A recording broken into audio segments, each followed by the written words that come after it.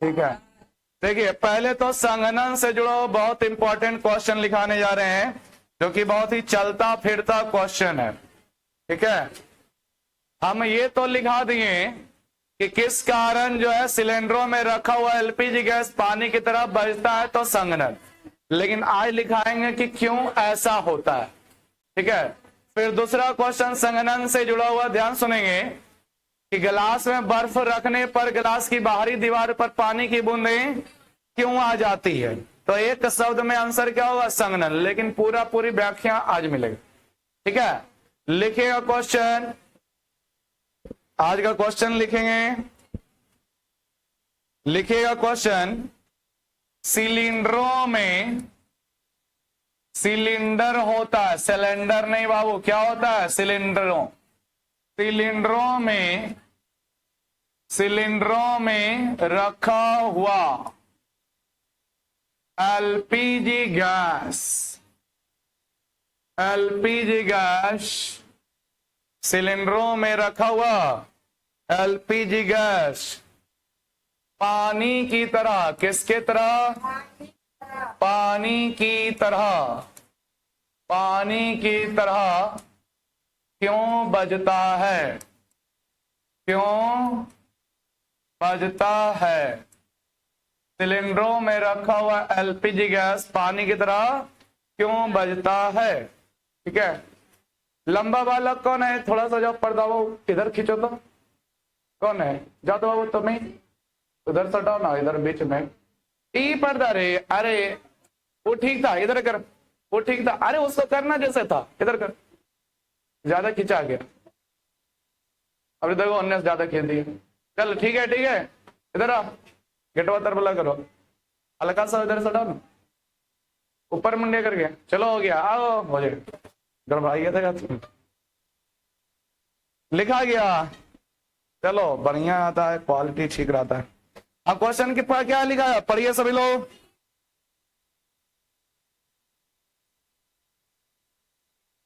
Answer में लिखेगा पानी की तरह क्यों बजता है, आंसर में लिखेगा क्योंकि,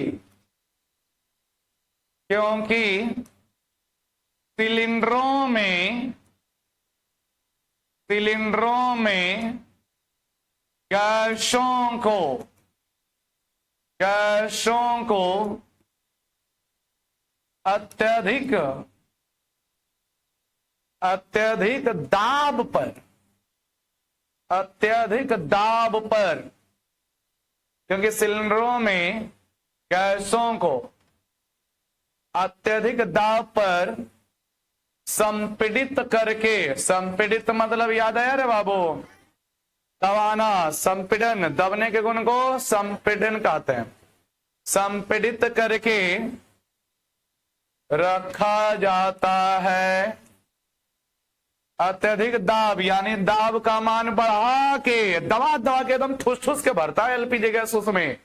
ठीक है, अरे समझे, टायर में हवा भरे हो रही है, एक आग बार लगेगा कि अभी भरा गया, अभी और डालो ना नया टायर है, कुछ थोड़ी होगा, नहीं ऐसा की हो, एकदम ठुस ठुस के उसमें भर देते हो, तो उसको क्या बोलेंगे, अत्यधिक दाब पर आप उसको संपीड़ित करके भर रहे हो। ठीक है, क्योंकि सिलेंडरों में गैसों को अत्यधिक दाब पर संपीड़ित करके रखा जाता है, जिसके कारण, जिसके कारण,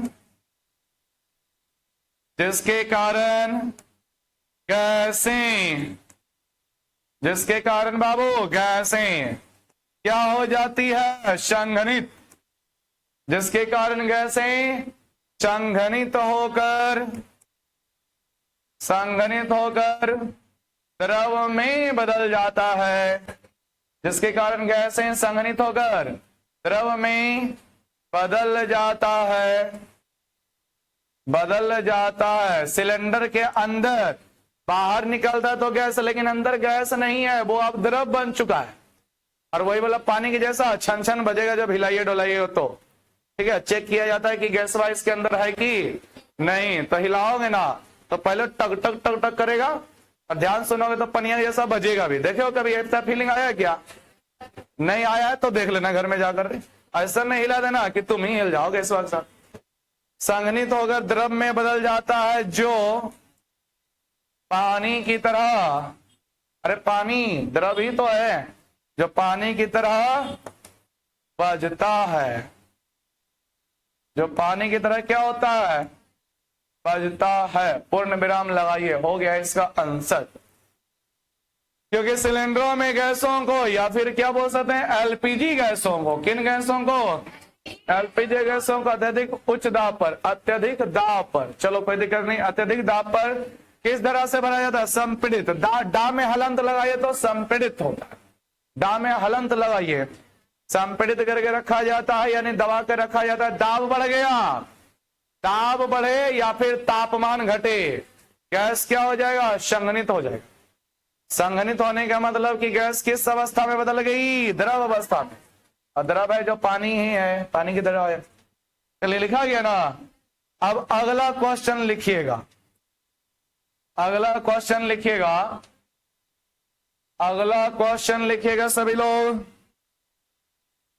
गिलास में, किसमें, गिलास, गिलास में बर्फ का टुकड़ा, बर्फ का टुकड़ा रखने पर, गिलास में बर्फ का टुकड़ा रखने पर गिलास की बाहरी सतह पर, गिलास की बाहरी सतह पर जल की बूंदें, किसकी बूंदें देखें आप लोग, जल की बूंदें, जल की बूंदें कैसे आ जाती है, जल की बूंदें कैसे आ जाती है, जल की बूंदें कैसे आ जाती है। तो सुनिए रे बाबू, अभी जो सिलेंडर वाला बताएं, इसमें संघनन करने में किसका योगदान रहा, तापमान का कि दाब का, बताइए सोचकर, दाब का, किसका, दाब का। कल लिखाया गया था गैसों का संघनन किस प्रकार किया जाता है, तो तापमान घटाकर या दाब बढ़ाकर। तो सिलेंडरों में तापमान का योगदान नहीं है बल्कि दाब का है।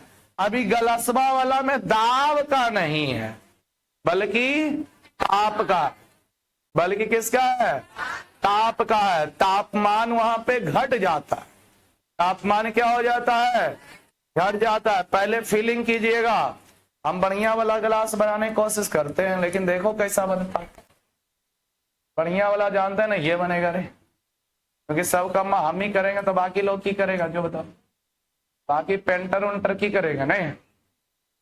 चलो गिलास टगल टुगल है, उचकल पाचकल है रे, एक के मारा होगा कोई।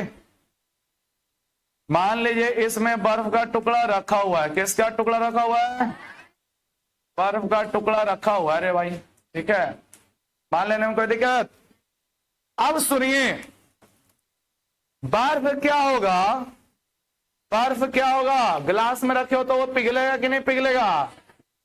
तो बर्फ जब भी पिघलता है ना तो वो उष्मा खींचता है, मालूम है, गर्मी को क्या करता है, खींचता है। तो ये बर्फ जैसे ही गिलास में डाले तो बर्फ जो है पिघलना चाहे, बर्फ जो है, ये बर्फ किस अवस्था में, ठोस अवस्था में, पिघलेगा तो किस अवस्था में, द्रव अवस्था। अरे लोहा वगैरह भी गर्म करोगे तो उष्मा पा करके पिघल सकता है, नहीं लोहा पिघलता है क्या, मोम वगैरह पिघलता है कि नहीं पिघलता है, तो गर्म ही मिलता है तब ना पिघलता है, गर्म कर दे तो ये भाई साहब बर्फ देखिए पिघलता है, हाथ पे भी रखोगे तो तभी पिघल रहा है जब उष्मा वो कहीं से खींच रहा, गर्मी वो खींच रहा।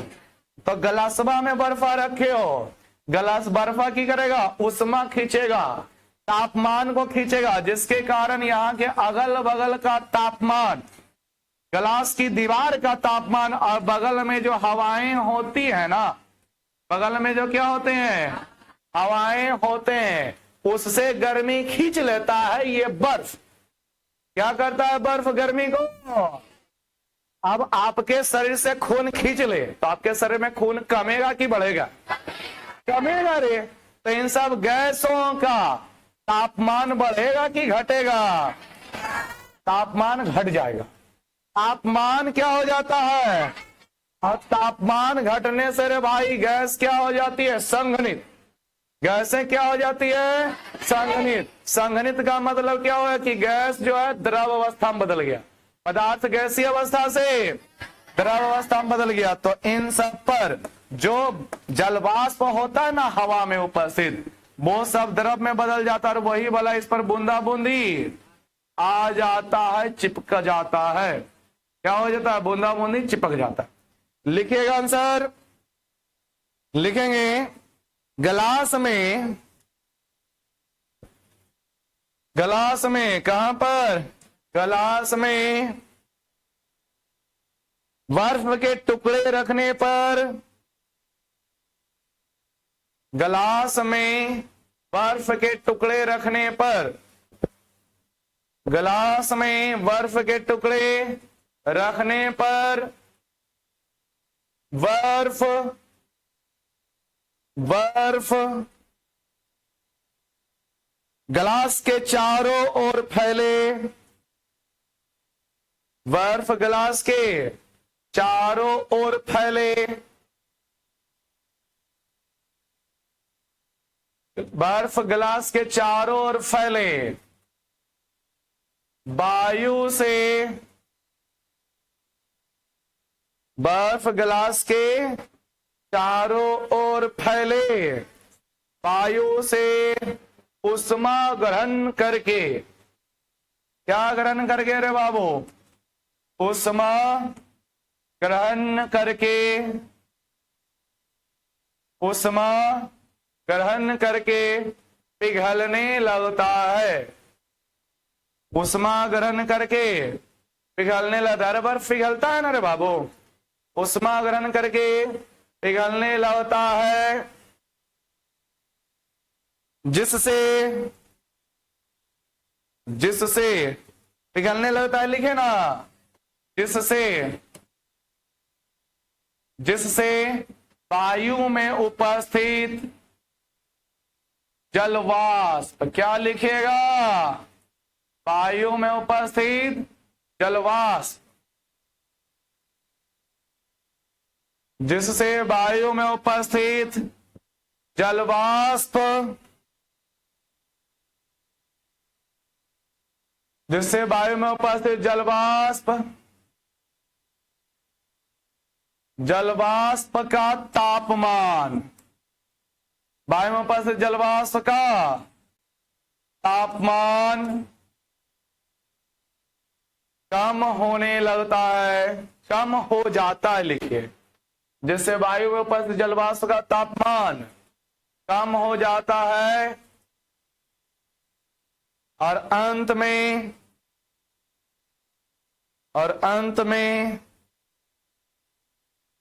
जलवाष्प संघनित होकर,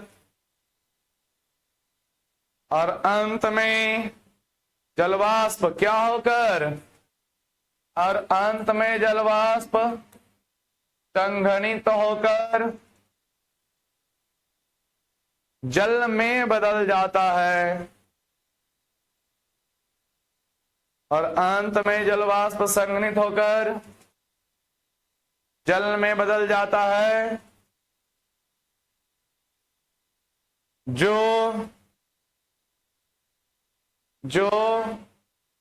गिलास की बाहरी सतह पर, जो गिलास की बाहरी सतह पर, जो गिलास की बाहरी सतह पर बूंदों के रूप में, बाहरी सतह पर बूंदों के रूप में, बूंदों के रूप में जमा हो जाती है। क्या हो जाती है? जमा हो जाती है।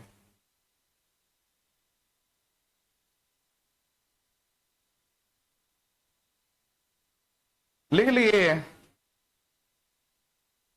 अब थोड़ा सा एक टॉपिक और पढ़ना है, गैस का दाब, गैस का दाब। लिखिए क्वेश्चन, गैस का दाब किसे कहते हैं? क्वेश्चन लिखिए, गैस का दाब किसे कहते हैं? इस गैस का दाब किसे कहते हैं?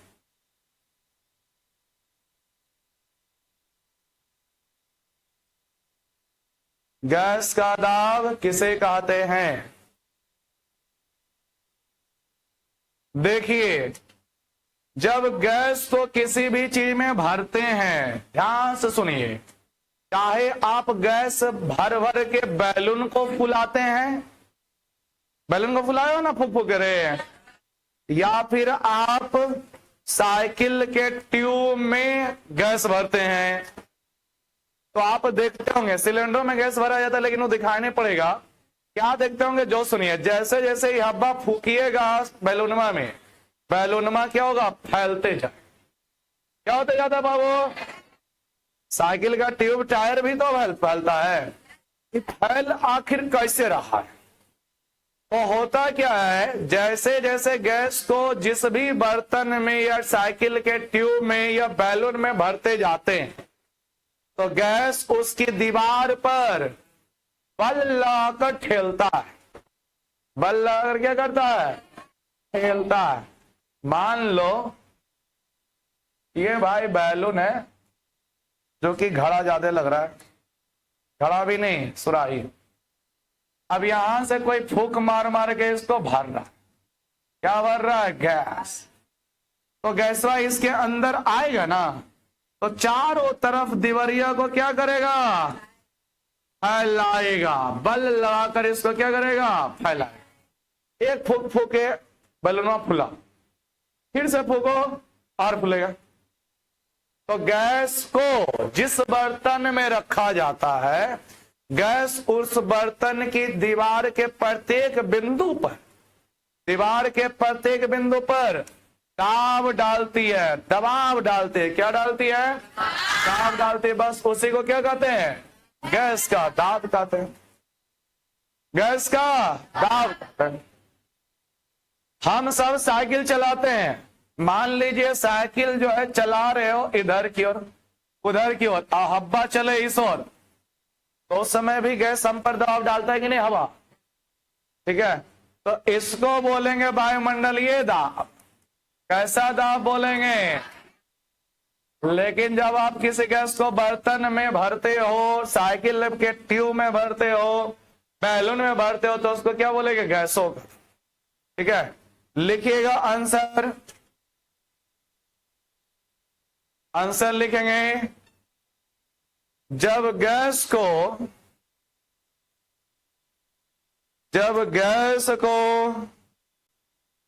किसी बर्तन में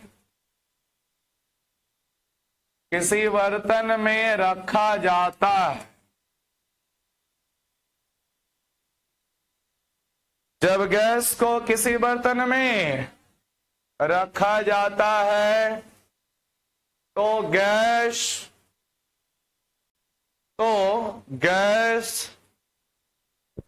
उस बर्तन के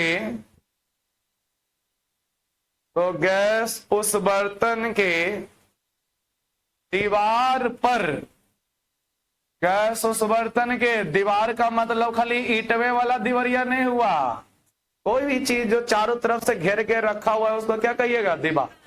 ठीक है, तो गैस उस बर्तन के दीवार के प्रति एकांक,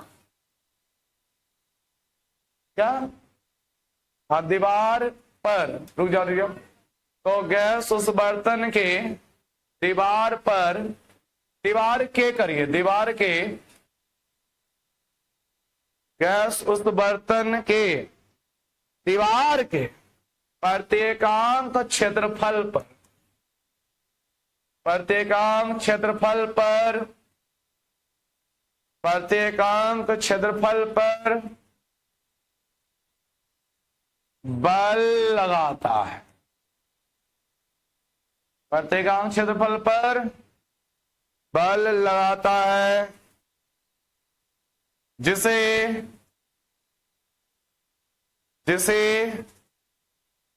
गैस का दाब कहते हैं, जिसे गैस का दाब कहते हैं,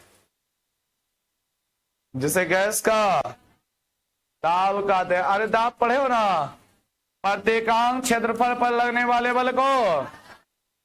लेकिन यह दाब किसका पढ़ना है? गैस का। तो गैस जब दीवार के प्रत्येकांक क्षेत्रफल पर बल लगाएगा तो उसे गैस का दाब कहेंगे। हम मान लीजिए किसी सतह के प्रत्येकांक क्षेत्रफल पर बल लगाएंगे तो कहना विकास सर देखो दाब लगा रहे हैं, अर्थात विकास सर का दाब। किसका दाब? विकास सर का दाब। अरे जो दाब लगाएगा, बल लगाएगा, उसी को बोलेंगे। हो गया। देखिए अगला पॉइंट लिखिएगा, जैसे में लिखिए, इसका उदाहरण लिखाते हैं। जैसे में लिखिएगा, जैसे कैसे? जैसे गैस के, किसके? गैस के दाब के कारण ही, गैस के दाब के कारण ही जब बैलून में, किस में रे बाबू? बैलून में हवा भरी जाती है, हवा भरी जाती है तो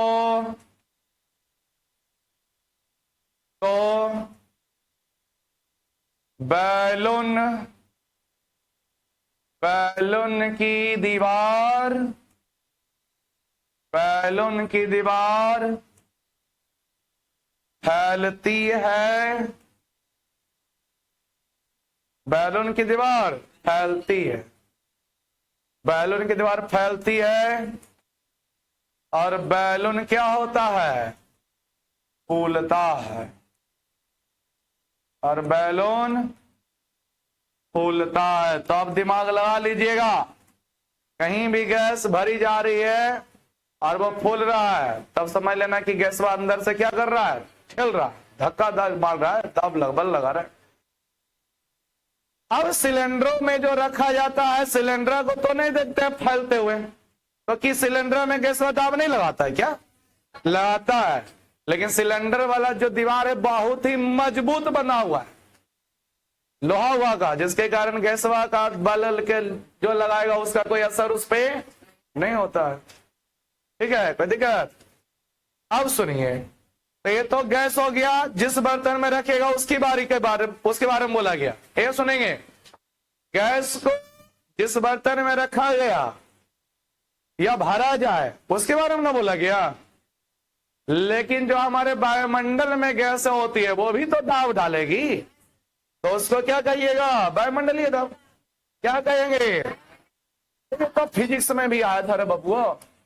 लिखे क्वेश्चन, वायुमंडलीय दाब। अरे एक एक चीज लिखाया जाएगा, बस शर्ते मेहनत करो रे बाबू, मेहनत मेहनत मेहनत। हम मेहनत करने वाले को ही बार बार बोलते रहे। वायुमंडलीय दाब किसे कहते हैं? क्वेश्चन लिखिए, वायुमंडलीय दाब किसे कहते हैं? वायुमंडलीय दाब किसे कहते हैं? क्या बोले?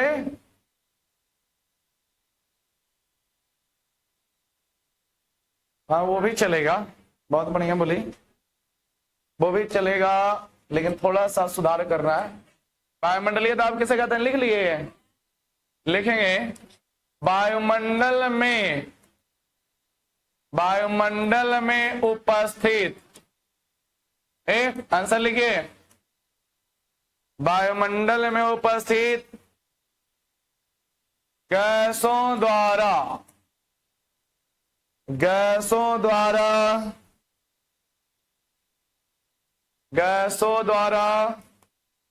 लगने वाले दाब को, किसको? दाब को वायुमंडलीय दाब कहते हैं। वायुमंडलीय दाब कहते हैं। वायुमंडल में उपस्थित गैसों द्वारा लगने वाले दाब को वायुमंडलीय दाब कहते हैं। यह बुकवा में आपका बड़ा ही छोटा सा आंसर दिया। अरे भाई या करके लिखेगा एक आंसर, और बुकवा वाला लिखा रहे वायु के दाब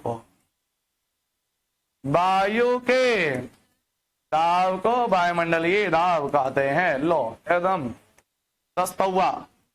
वायु के दाब को वायुमंडलीय दाब कहते हैं। इससे सस्ता और कोई नहीं है।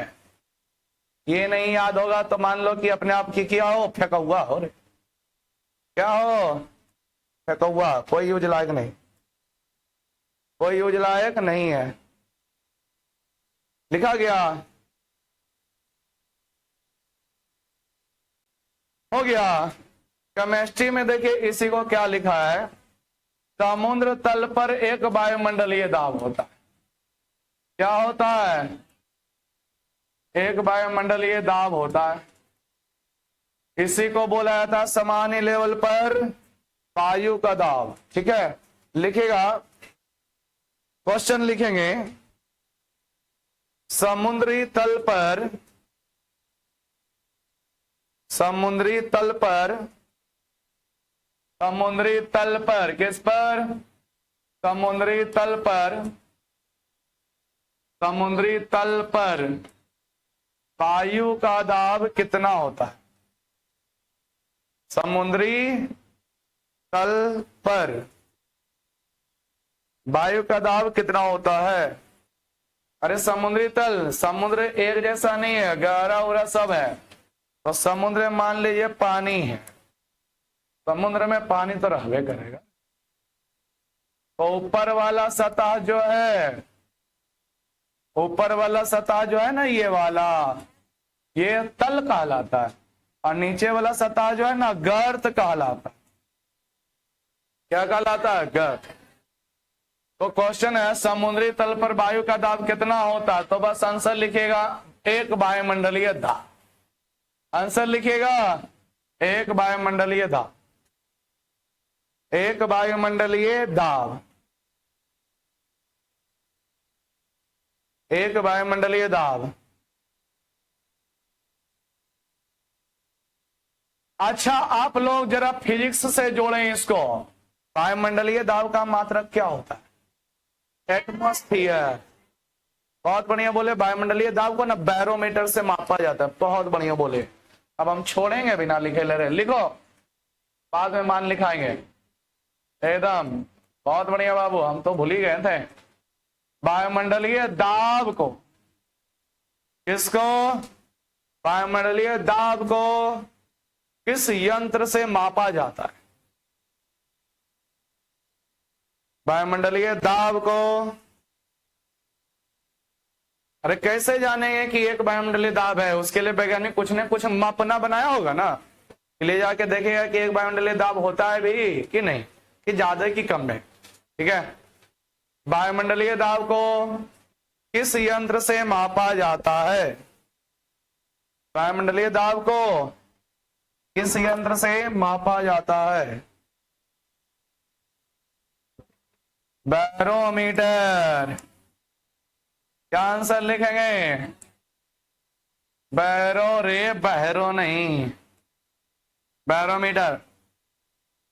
बैरोमीटर किस यंत्र से मापा जाता है, बैरोमीटर से लिखिए। क्या लिखिएगा, बैरोमीटर से।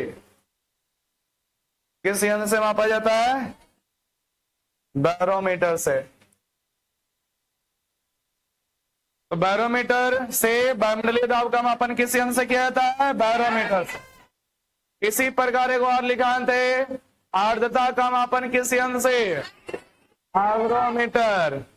आर्द्रता का मापन किस यंत्र से, लिखा हुआ है सभी का, आर्द्रता। जो नहीं आए थे लिख लीजिए, आर्द्रता का मापन, मापन यंत्र डैश देकर लिखेगा, हाइग्रोमीटर। कौन मीटर, हाइग्रोमीटर। एक वो और मेरे ध्यान में आया है, दूध की शुद्धता किस यंत्र से मापी जाती है। बहुत बढ़िया कि बहुत सारे बालक इसमें जानते हैं। ठीक है, चलिए छोड़ेंगे, लिखो रे, दूध की शुद्धता, दूध की शुद्धता मापक यंत्र। दूध शुद्ध है कि पानी का मिलावट है, दूध की शुद्धता का मापक यंत्र, दूध की शुद्धता मापक यंत्र लैक्टोमीटर लिखिएगा। कौन मीटर? लैक्टोमीटर। दूध की शुद्धता मापक यंत्र का नाम क्या है? लैक्टोमीटर। ये सब मेहनत करके याद कर लीजिए बाबू। मान लीजिए भूल भी गए ना, तो 2 साल 3 साल बाद जब सामने आएगा तो याद आ जाएगा। अभी मेहनत के लिए रहोगे ना तो याद आ जाएगा। कोई घटना आपके साथ घट गई है तो वो कोई बताएगा तो याद आ जाएगा कि नहीं आ जाएगा? लेकिन जगह साथ घटने ना घटा है, उसको बताएगा ऐसे से हुआ था, तो उसके साथ घटवे नहीं किया तो उसको याद आएगा कुछ और है। ठीक है, तो इसलिए आप लोग अगर जो अभी मेहनत करके पढ़ लेते हो, ठीक है, तो जब आप पॉलिटेक्निक का एग्जाम दीजिएगा या 12th के बाद कंपटीशन की तैयारी कीजिएगा या कहीं भी प्रतियोगिता परीक्षा में भाग लीजिएगा, तो ये सब क्वेश्चन बड़ा ही फेमस माना जाता है। ठीक है, ठंडक उत्पन्न होता है, वाष्पन के कारण, संघनन के कारण वर्षा होती है, पानी की बूंदें जम जाती है, संघनन के कारण, ये सब बहुत महत्वपूर्ण इंपॉर्टेंट क्वेश्चन माना जाता है। ठीक है, चलिए आगे बढ़े। चलिए देखिए, वायुमंडलीय दाब का मापन किससे किया था? बैरोमीटर से। लेकिन मात्रक क्या लिखा है? किसी को याद है? एटमॉस्फियर। याद आया? ठीक है, वायुमंडलीय दाब का मात्रक किससे किया जाता है? एटमॉस्फियर। क्या है वायुमंडलीय दाब का मात्रक? एटमॉस्फियर। चलिए यहां पे भी चिपकाइए, यहां पे भी चिपकाइए। वायुमंडलीय दाब का मात्रक क्या होता है? वायुमंडलीय दाब का मात्रक क्या होता है? वायुमंडलीय दाब का मात्रक क्या होता है? वायुमंडलीय दाब का मात्रक क्या होता है? आंसर लिखेगा एटमॉस्फियर। क्या चीज लिखते हैं इसको ब्रैकेट में? ATM। क्या लिखेगा? ATM। ATM। अब सुनिए, वायुमंडलीय दाब का मान या एटमॉस्फियर का मान कितना पास्कल के बराबर होता है? याद आया? 1.013 या डायरेक्ट बोलिए 1 खाली गुना 10 का पावर 5 पास्कल। बहुत बढ़िया रे लल्ला, लालियों लोग भी रे। तो ठीक है, इसको चिपकाइए। एक ऐसे लिखेगा, देखिए पहले बोर्ड पे, एक वायुमंडलीय दाब, या इसी को बोलते क्या? एटमॉस्फेरियर बराबर लिख दीजिए। एक वायुमंडलीय दाब का मान कितना पास्कल? 1.01 गुना 10⁵ पास्कल। ठीक है, 1.01 इंटू 10⁵ पास्कल।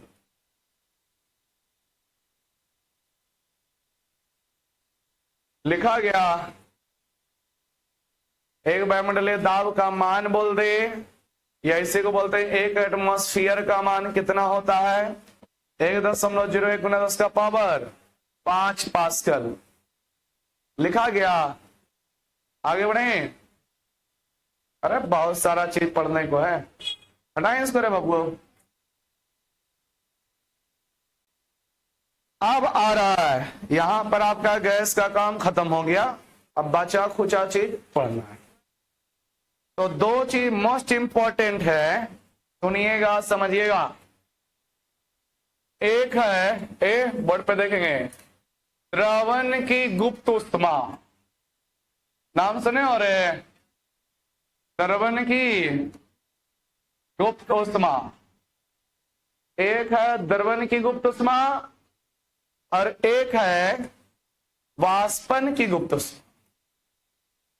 वाष्पन की गुप्त उष्मा एक समझ जाइएगा तो दूसरा भी समझ जाइएगा।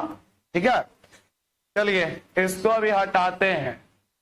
चल रहे तो चुकड़ी में बंद हो जा जरूर। ठीक है, जाओ तो अभी देखते रहे ना। हाँ देख रहे हैं। ठीक, पूछो की हाल है? सब ठीक। जो पूछेंगे वो बताइएगा। गुप्त का मतलब क्या हुआ? छिपा हुआ। ऐसा चीज जो आपको दिखाई नहीं दे उसको क्या बोलेंगे? छिपा हुआ। उष्मा का मतलब रे भाई गर्मी, उष्मा का मतलब गर्मी। क्या चीज समझा रहे हैं, ठीक है। देखिए बाबू इधर देखिएगी, दर्पण याद है ना, ठोस अवस्था से काम दे रहा है कि नहीं दे रहा है, पढ़ाया हुआ चीज। ठोस से भाई द्रव में बदलना क्या कहलाता है, द्रवण कहलाता है। अब सुनिए, आपको की लगता है ठोस जैसे कि बर्फ हो गया, क्या हो गया, द्रवण करेगा तो जल में बदल जाएगा कि नहीं बदल जाएगा। बर्फ है ठोस, जल है क्या द्रव। मन्ना होगा बर्फा का तब पिघल जाएगा, जल में बन जाएगा, तो उसको कहीं से उष्मा यानी गर्मी मिलेगा तब पिघलेगा। बताओ जो नहीं जानते हो रे, सुनिएगा, जो नहीं जानते हो तो सीखो फिर, जो जानते हो बताओ। बर्फ जो है अपने अपने अगर जो पिघलता तो फ्रिजों में रखल तो पिघल सकता था, लेकिन नहीं, फ्रिज के बाहर निकालिए, अब उसको ठंडक नहीं लग रहा, फ्रिज के अंदर ना ठंडा उसको लगता है, बाहर निकालिएगा तो उसको गर्मी फीलिंग होगा, तो बाहरी वातावरण से वो उष्मा खींचेगा। उष्मा क्या करेगा, खींचेगा। उष्मा क्या करेगा बोलिए, खींचेगा। तो उष्मा कितना खींचेगा, तो सुनिए, उष्मा का मात्रक आप लोगों में से याद है क्या, जूल, एकदम करेक्ट रे, जूल। क्या मात्रक होता है, 10 जूल उष्मा चाहिए, 20 जूल उष्मा चाहिए, कुछ ना कुछ तो चाहिए, कुछ ना कुछ तो चाहिए। तो सुनिए सभी लोग, अगर जो बर्फ को जल में बदलना है, 1 किलोग्राम अगर जो बर्फ है, कितना किलोग्राम, 1 किलोग्राम अगर जो बर्फ है, तो उसको पूरी तरह से जल में बदलना है, तो उसके लिए कितना उष्मा चाहिए, ध्यान से देखिएगा, 3.47 गुना 10 का पावर 5 जूल उष्मा चाहिए। अरे 1-2 जूल से कुछ नहीं होगा उसको, 10 का पावर 5 मतलब 1 लाख हुआ। इसको पूरी तरह से बदलेगा, पॉइंट है, 2 शून्य खत्म कर देगा ना उसका, 3 शून्य अभी उसके पास बचेगा, 3 शून्य डाल दो रे गणपति बप्पा का लड्डू। 3,47,000 जूल चाहिए 1 किलोग्राम बर्फ को पिघलने के लिए। और 1 किलो बर्फ कितना होता है वो कैसे कर रही है, पूछ देंगे ना तो दिन में ऐसे कर देगी, सारा देख लेगी। तो सुनिए, 1 किलोग्राम ठोस पदार्थ को उसके द्रवणांक पर, किस चीज पर, द्रवणांक पर द्रव में बदलने के लिए जितनी आवश्यक उष्मा की आवश्यकता होती है, जितनी उष्मा की आवश्यकता होती है, उसी को बोलते हैं द्रवण की गुप्त उष्मा। उसी को क्या बोलते हैं, द्रवण की गुप्त उष्मा। अरे हम लोग काम कर रहे हैं तो हम लोगों के शरीर को ऊर्जा कहीं से ना कहीं से मिल रहा होगा। कहां से मिल रहा है, भोजन में जो ठुस ठुस के खाते हो उससे मिल रहा है, ठीक है। अरे समझे, ये बताओ, पंखा चल रही है, कैसे चल रही है, बिना ऊर्जा का चल रही है। कहां से मिल रही ऊर्जा, बिजली से, अर्थात विद्युत ऊर्जा। कौन सी ऊर्जा, विद्युत ऊर्जा। ये टीवी ऐसे चल रहा है रे, इसको भी कुछ ना कुछ चाहिए। कौन सी ऊर्जा, विद्युत ऊर्जा। सब जगह ऊर्जा चाहिए, और उष्मा भी एक प्रकार की ऊर्जा है, इसीलिए ऊर्जा का मात्रक जूल, याद है, और उष्मा का मात्रक भी जूल ही होता है। 3 चीज का मात्रक जूल होता है, क्या क्या, कार्य, ऊर्जा, उष्मा। क्या क्या, कार्य, ऊर्जा, उष्मा। जो लोग पहले पढ़ रहे होंगे उनको पता होगा, ठीक है, कार्य, ऊर्जा और उष्मा। चलिए, ये तो समझा रहे थे, जिनको समझ में आया होगा बाबू बहुत बढ़िया, फिर से एक बार देख लीजिए, नाम से काम का पता लगाइए। द्रवण की गुप्त उष्मा, द्रवण की, द्रवण का मतलब पहले क्या हुआ, पदार्थ का ठोस अवस्था से पिघल करके द्रव अवस्था में बदलने की प्रक्रिया को बोलिए क्या कहते हैं, द्रवण। लेकिन ठोस अपने अपने पिघल जाएगा नहीं, उष्मा वो कहीं से न कहीं खींचेगा, उष्मा वो कहीं से न कहीं क्या करेगा, ग्रहण करे, खींचेगा। लेकिन वो उष्मा में थोड़ी दिखाई पड़ती है कितना खींच रहा है, तो वो गुप्त उष्मा होगी। लेकिन कुछ तो चाहिए, उष्मा का मात्रा joule, 10 joule, 100 joule, 500 joule, 1000 joule, lakh joule, कुछ ना कुछ तो चाहिए। तो जितना खींच रहा है वही क्या कहलाएगा, उसके द्रवन की गुप्त उष्मा। लिखेगा आंसर, क्वेश्चन लिखा गया है, क्वेश्चन लिखे द्रवन की गुप्त उष्मा किसे कहते हैं। क्वेश्चन लिखे बाबू, द्रवन की गुप्त उष्मा, क्यों लगाइए, क्यों, द्रवन की गुप्त उष्मा किसे कहते हैं,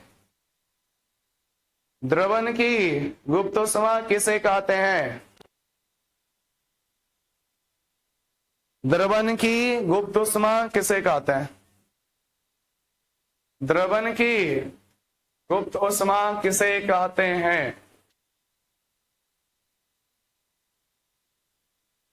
अब यहां पे जो समझ में आया उसी के अनुसार हम लिखा दे रहे हैं। देखे बाबू, सारा काम आंसर में लिखेगा, सारा काम किस पर होगा, तो वायुमंडलीय दाब पर, वायुमंडलीय दाब पर लिखिएगा आंसर। पहले सबसे पहले क्या बोलिएगा, वायुमंडलीय दाब पर आंसर लिखेगा, वायुमंडलीय दाब पर, वायुमंडलीय दाब पर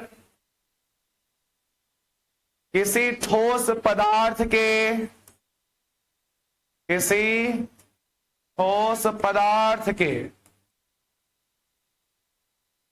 किसी ठोस पदार्थ के 1 किलोग्राम द्रव्यमान को वायुमंडलीय दाब पर किसी ठोस पदार्थ के कितना मात्रा, कितना वजन, 1 किलोग्राम द्रव्यमान को उसके द्रवनांक पर, द्रवनांक हर चीज का होता है ना, बर्फ का द्रव्यमान कितना होता है, 0 डिग्री सेल्सियस, 0 डिग्री पर बर्फ क्या हो जाएगा, पिघलेगा। लोहा का कितना, 1530 डिग्री सेल्सियस, याद है। उस 1 किलोग्राम द्रव्यमान को उसके द्रवनांक पर, उसके द्रवनांक पर ठोस अवस्था से, ठोस अवस्था से, ठोस अवस्था से द्रव अवस्था में, ठोस अवस्था से द्रव अवस्था में बदलने के लिए, बदलने के लिए आवश्यक, बदलने के लिए आवश्यक, आवश्यक उष्मा की मात्रा को, आवश्यक उष्मा की मात्रा को, मतलब उष्मा कितना चाहिए, आवश्यक उष्मा की मात्रा को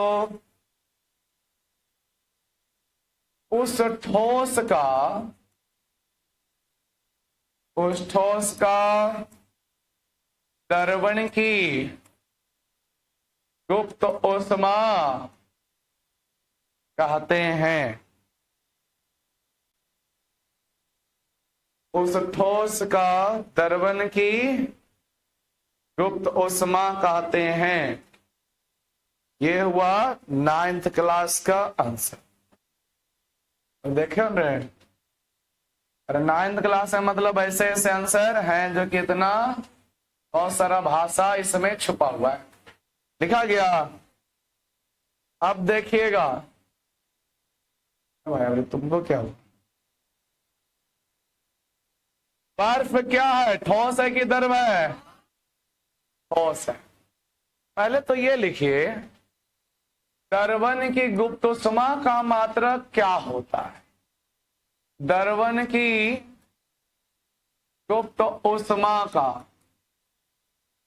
गुप्त उष्मा का मात्रक, द्रवण की गुप्त उष्मा का मात्रक क्या होता है, द्रवण की गुप्त उष्मा का मात्रक क्या होता है। देखिए सभी लोग, जूल प्रति किलोग्राम।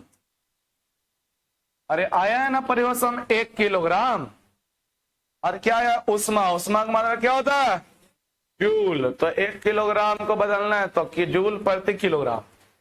संकेत में इसको कैसे लिखिएगा, जूल के लिए जे, प्रति के लिए तिरछी लगी, किलोग्राम के लिए केजी, जूल प्रति केजी हो गया। अब एकागो का उदाहरण तो ध्यान रखिएगा, ठोस का, तो ठोस के रूप में आता है क्या बर्फ। क्वेश्चन लिखे बर्फ के द्रवण की गुप्त उष्मा कितनी होती है। बर्फ के द्रवण की गुप्त उष्मा कितनी होती है। बर्फ के द्रवण की गुप्त उष्मा 3.347 3.347 गुना 10 का पावर 5 जूल प्रति किलोग्राम होता है क्या बर्फ के द्रवण की गुप्त उष्मा। बर्फ के द्रवण की गुप्त उष्मा इतना होता है, बर्फ के द्रवण की गुप्त उष्मा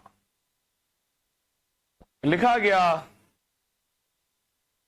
बर्फ के द्रवण की ये गुप्त उष्मा है। चलिए एक और क्वेश्चन लिख लो, कोई दिक्कत किसी का होगा। तुम लोग बाबू जो कुछ समझ आती है दिक्कत होगा 5 मिनट में। कल कुछ समझ आती क्या, क्या कुछ समझ आती। अच्छा ये यहाँ पे है, हम उसको देख रहे हैं। ठीक है, बोलना चाहिए कि I am not from Kusumbha. ठीक है, अरे समझे इंग्लिश यार। I am not from, I from Bengali पर, महादेव स्थान, भिट्ठा पर, देवी थी कुछ बोलता है, देवी स्थान, दल्लो चौक, कटा चौक। अगला लिखिए वाष्पन की गुप्त उष्मा।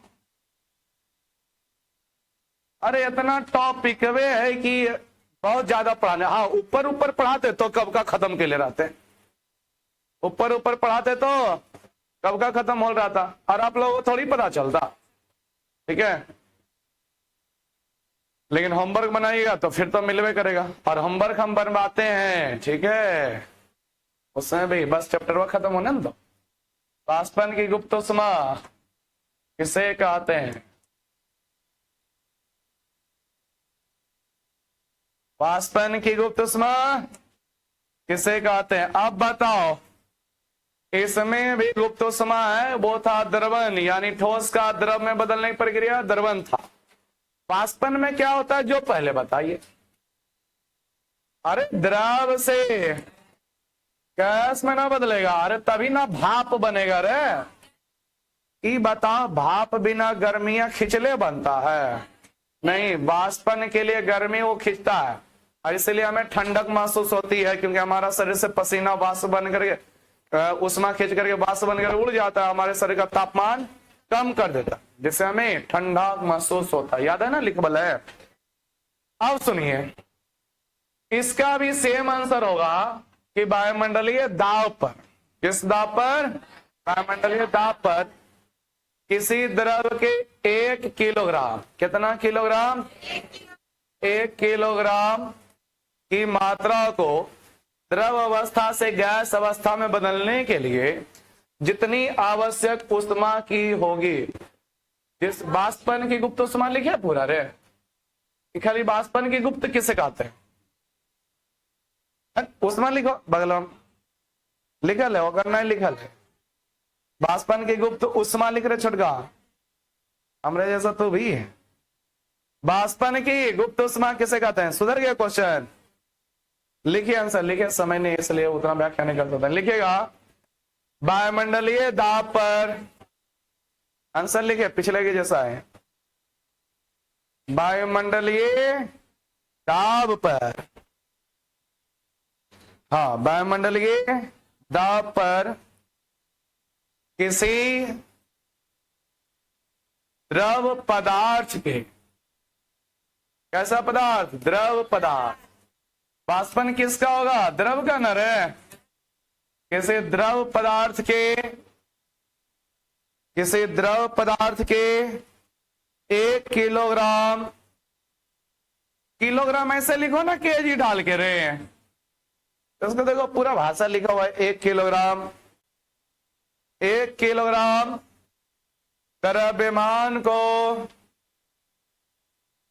किसी द्रव पदार्थ के 1 किलोग्राम द्रव्यमान को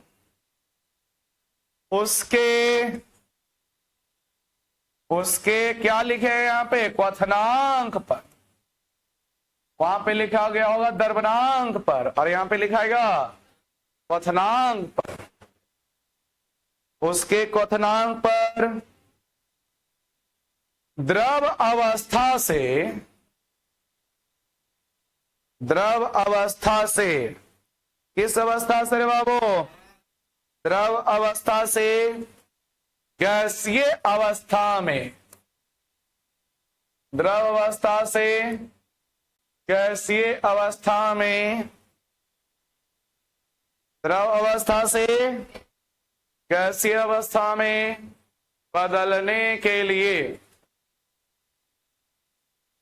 द्रव अवस्था से गैसीय अवस्था में बदलने के लिए आवश्यक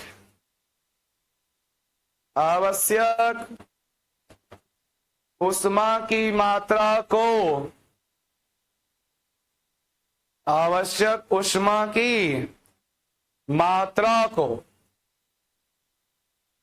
आवश्यक उष्मा की मात्रा को वाष्पन की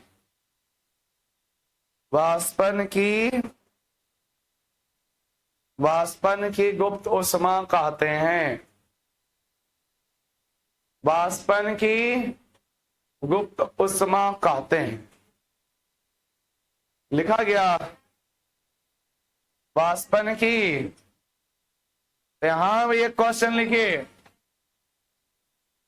जल के, क्या लिखिएगा? जल। क्वेश्चन अगला लिखिएगा उदाहरण के तौर पे, जल के, अरे जल ही ना गर्म होने पर वाष्प में बदलेगा।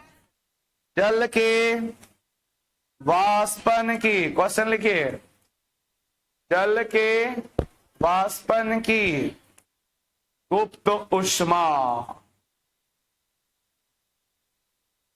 जल के वाष्पन की गुप्त उष्मा कितनी होती है?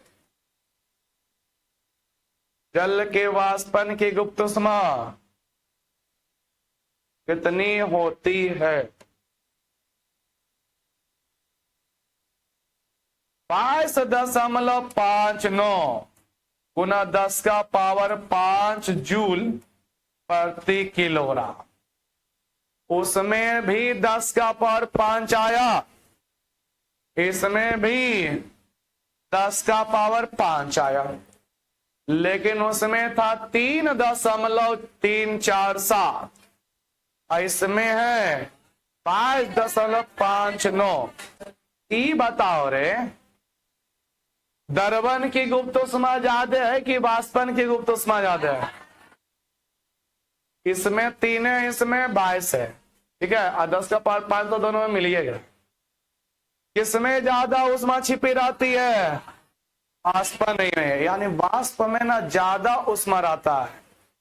इसीलिए आप लोग ये बताओ, रोटी पकाने वक्त कभी ना कभी ऐसा हुआ होगा कि रोटी से हाथ जल जाए, एगो उसका रोटी फूलता है ना, तो उसे फोड़ोगे ना फटाक से, तो उससे वाष्प निकलेगा, उससे भी जलेगा। ये बताओ केकरा में जलन ज्यादा है? रोटियां सीधा गरम गरम रोटियां टच हो जाए, ओकरा से जलन ज्यादा लगेगा कि उसका गैसवा से जलेगा तो ज्यादा?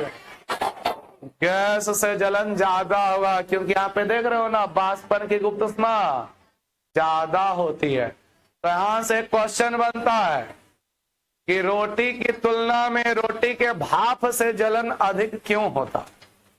और देख रहे हो कैसे कैसे क्वेश्चन निकाल रहे हैं। ये सब अच्छा जगह नहीं बताया जाता, ऊपर ऊपर निकाल दिया जाता है। कभी सोचो कि ऐसा क्वेश्चन पढ़ने को आएगा? रोटी की तुलना में, गर्मा गर्म रोटी की तुलना में, ऐसे बोलेंगे, इन्हीं की ठंड का रोटी सटाते रहना, खाना कहाँ जलता। गर्मा गर्म रोटी की तुलना में उसके भाप से जलन ज्यादा होती है, क्यों?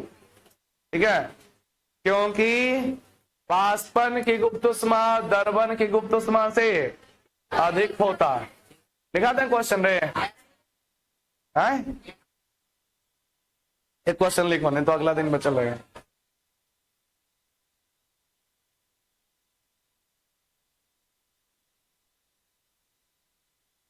एक क्वेश्चन लिख लो। अरे ढेर है ये टॉपिक, बात तो हम किसको छोड़ दें, जो बताओ। इसीलिए यहाँ का बालक जो है आराम से पॉलिटेक्निक वगैरह एग्जाम निकाल लेता है। क्वेश्चन लिखेगा, किसकी गुप्त ऊष्मा अधिक होती है? किसकी गुप्त ऊष्मा अधिक होती है? किसकी गुप्त ऊष्मा अधिक होती है? आंसर लिखेगा रे भाई, वाष्पन की गुप्त ऊष्मा। आंसर लिखे वाष्पन की गुप्त ऊष्मा। आंसर क्या लिखेंगे? वाष्पन की गुप्त ऊष्मा। चलो गर्मा गर्म रोटी खा लो रे, उसके बाद छुट्टी मिल जाएगा, पेट भर जाएगा। लिखेंगे गर्मा गर्म, शर्मा शर्म नहीं रहे, गर्मा गर्म लिखिएगा। गर्मा गर्म रोटी की तुलना में, अरे ताई पर पकाती होगी ना रोटी आप लोग रे, कि मम्मिया से पकवा के खाती है, हैं? गर्मा गर्म, ठीक है बाबू, सब चीज सीखिए। लड़का लोग अपने काम को सीखे, लड़कियां लोग अपने काम को सीखे, और हम अपने काम को सीखे, ठीक है। गर्मा गर्म रोटी की तुलना में, रोटी की तुलना में उसके भाप से जलन अधिक क्यों होती है? अधिक क्यों होती है? तो फर्स्ट आंसर लिखेगा क्योंकि। भाप मतलब क्या? वाष्प ना हो गया। आंसर लिखेगा क्योंकि पनियों में ऐसी होता है, ढक्कन से का बार सब्जी उब्जी पका रहे गर्मा गर्म, अकनमा हटाओ, भाप का भी एक भैया लगा है, तभी वो छिल मिला जाओगे, नहीं ऐसा होता है वहां भी। क्योंकि आंसर लिखेगा वाष्पन की गुप्त ऊष्मा, वाष्पन की गुप्त ऊष्मा, वाष्पन की गुप्त ऊष्मा द्रवण की गुप्त ऊष्मा से, गुप्त ऊष्मा से अधिक होती है, अधिक होती है। ऐसे ही पनियों दिया पूछेगा, गर्म पानी की तुलना से उसके भाप से जलन अधिक क्यों होता है, या खौलते हुए पानी की तुलना में उसके भाप से जलन अधिक क्यों होता है? तो इसमें भी सेम आंसर दीजिएगा, याद रहेगा बाबू। वाष्पन की गुप्त ऊष्मा दर्पण की गुप्त ऊष्मा से अधिक होती है। तो यूट्यूब पर डाला जाएगा, पढ़िए, और घर में भैया दीदी पढ़े हुए ना तो उनको दिखाइए कि देखो सर ऐसे सब क्वेश्चन बताते हैं, मजा लग जाएगा एकदम, ठीक है। तो कल आप लोगों का मैथ क्लास ना होगा, सभी लोग मेहनत करके आइएगा, ठीक है। अरे पढ़ के आओगे ना रे, ताकि हमको भी समझाने में अच्छा लगे। चलिए लड़कियां लोग परेशान कीजिए, कल